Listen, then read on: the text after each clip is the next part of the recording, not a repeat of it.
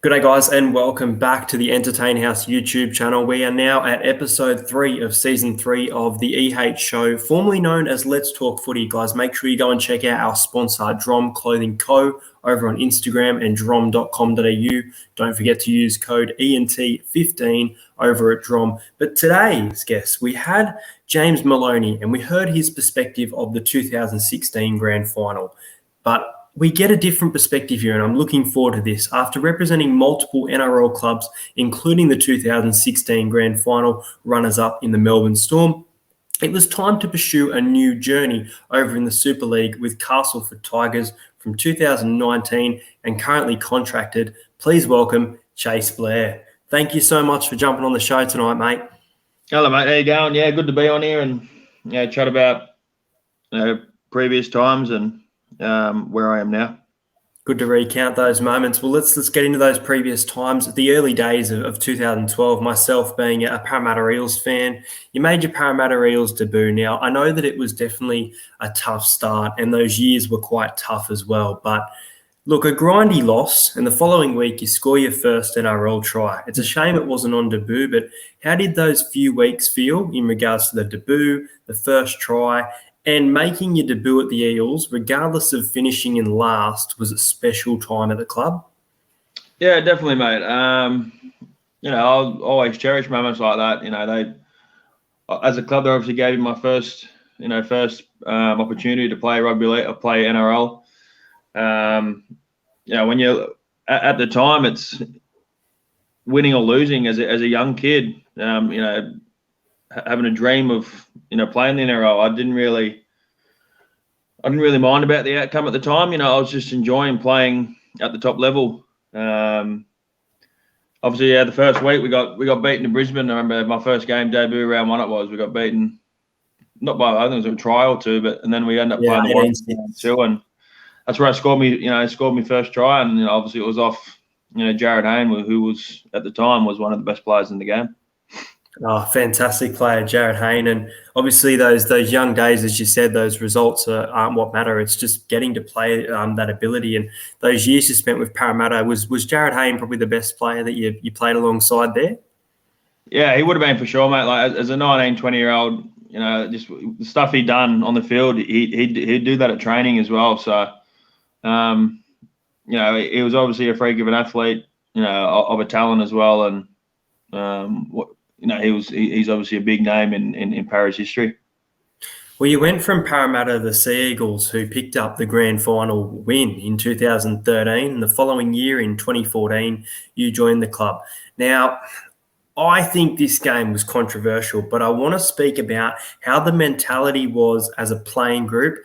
You hadn't spent too much time in the 2014 side, but you got to play in that semi-final against the Bulldogs. Now, that would have been heartbreaking. But knowing how close this Manly side were gelling together towards another grand final appearance, one, how did you feel playing on that big occasion? And what was the Manly squad's reaction to that big game? I thought I remember that game like easy. I just thought we were going to win that game. Just when we're playing, I thought we were going to win it. Just that whole squad. Some of those players I had in that team were like, just national, all internationals. They had just had so many players that were like just at the top of their game. And obviously that year, I was sort of in and out of the side. I was sort of just a backup. And then obviously I got an opportunity to play in the finals and try and help them. But the week before we lost to the Souths, we got flogged in the first semi, which, because we finished in the top 4, we got that second opportunity, which was a week after and against the Dogs, and to get beaten by a field goal. When I actually thought that I'd scored the winning try in the end, but then we had to go to I think we went to extra time, I think it was, and got beaten by a field goal. It's a bit heartbreaking, but they were a team that obviously them in Melbourne were a team that were at the top of their they've been at the top for the last decade before then. So obviously it's always gut wrenching not to make a grand final, but that's the second best, isn't it? Yeah. Well, we've spoken about, and you've mentioned it, those international greats, and we've spoken about Jared Hayne, but the big thing for you, you played under the captain of what we consider the GOAT of the modern game, and that's Cameron Smith. I want to know, how was your time at the Melbourne Storm, and having Cameron Smith as your captain, how was that for you? Oh, that's probably like some of the best years of my career, really. I was a bit unlucky in a few areas, but obviously I went down there and I had 2 kids in Melbourne. I bought a house down there and I sort of considered a little bit home, but what's now is now. But obviously playing under Smithy there's just so much you could say about him. It's just all the little things that people don't see in the crowd is what makes him. He's not a person that scores tries. He's not a person that runs the length and all that sort of stuff. He's a person that will put inside pressure on. He's a person that will do a charge down. He's a person that will make a tackle, which no one knows, but it's probably one of the biggest things, as a coach and as us players see. But it's probably not known as in the crowd and to fans. That's probably what makes him. Obviously, his leadership. He knows the game so well. His game management's 10 out of 10. But just what he gets out of every player at training. Obviously, Blair's just as similar. He just demands so much from players, and everyone's just happy to rise to what he wants. It's not like no one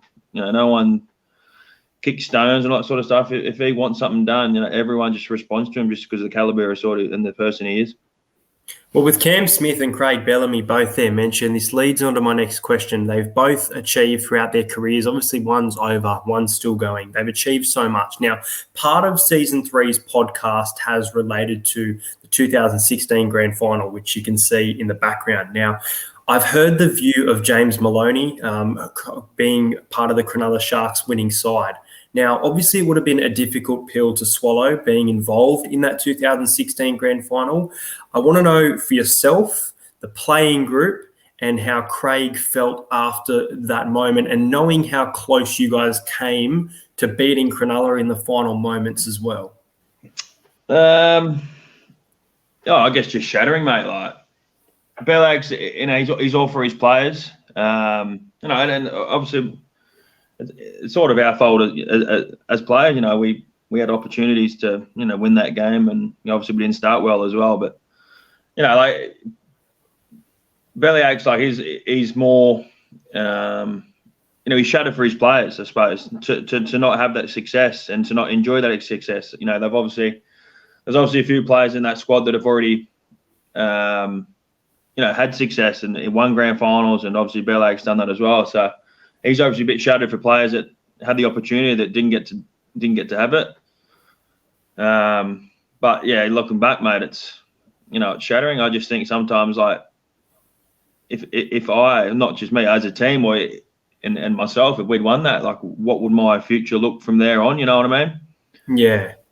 What's something you remember that's positive from that? Is there something you think of to that grand final, regardless of the loss, how far you'd come, starting in the grand final as well, getting that opportunity, or is there something you just remember?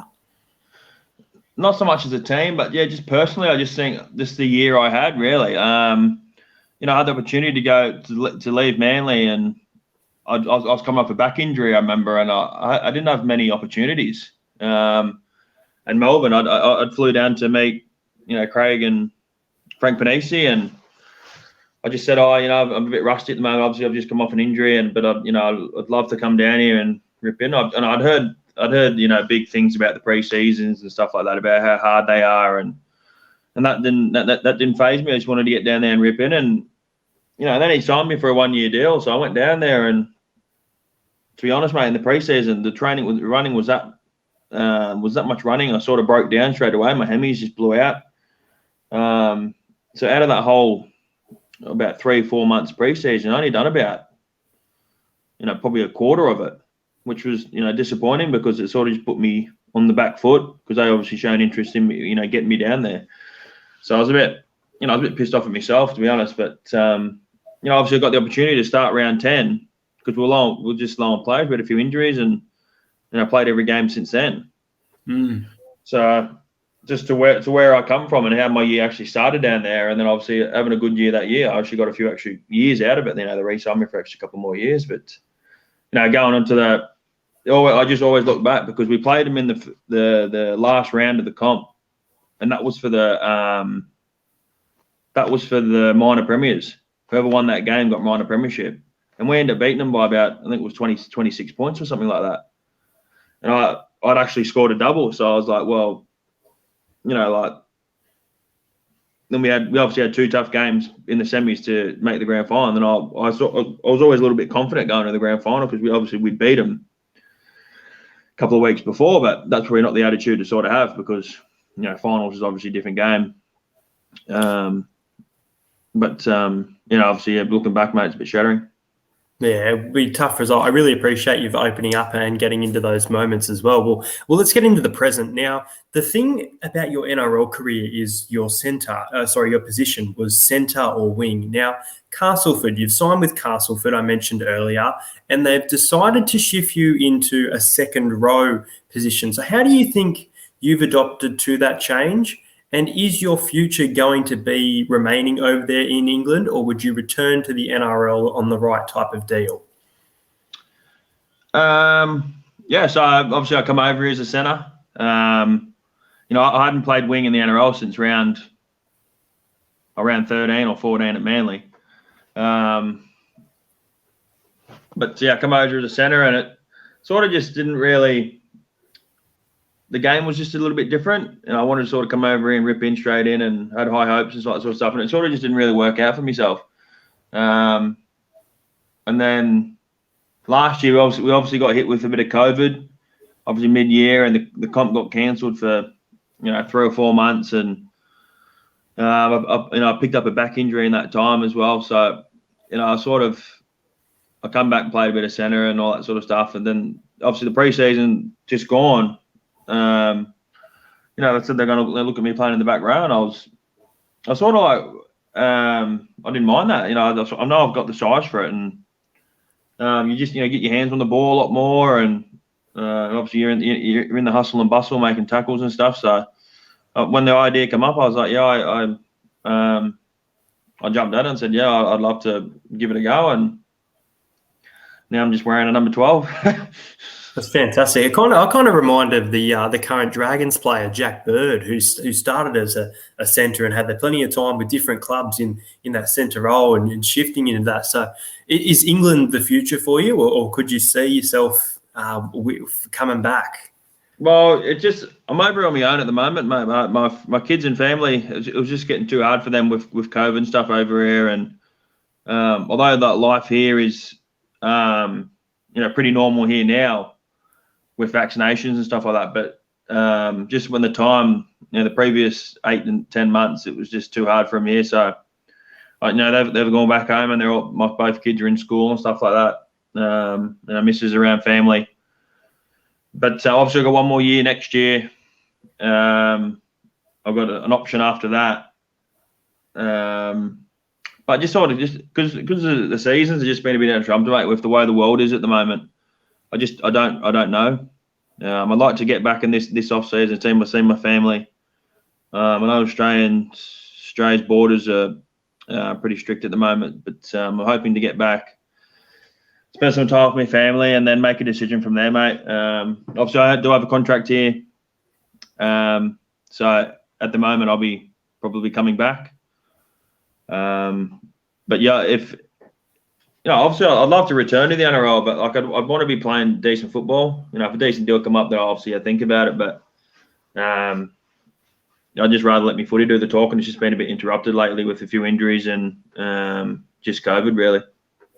Well, it's fantastic to hear that from you, that you think you've got a future to play, whether it be here or in the Super League. Hopefully, fingers crossed and toes and fingers crossed that you get to see your family soon. It has been very tough during these very difficult times. But I want to thank you so much for jumping on the show. It's been fantastic to get into those moments, and especially hear from the runners-up of the 2016 Grand Final, which is something pretty special, an achievement yourself. And that season you had, as you mentioned, scoring a double must have been memorable. So thank you so much for coming on, Cheyse.